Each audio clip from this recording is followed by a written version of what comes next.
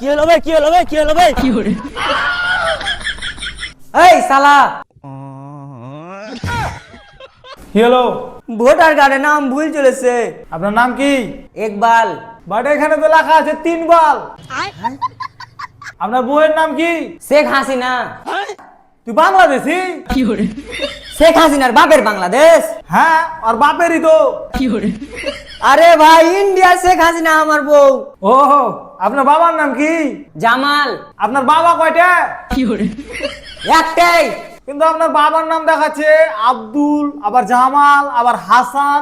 আবে ওটি টাইটেল। ও, টাইটেল না, হেড টেল। যার নাম কি ঠিক করবেন? না, জ্ঞান মারাবো। ভাষা খারাপ করবেন না।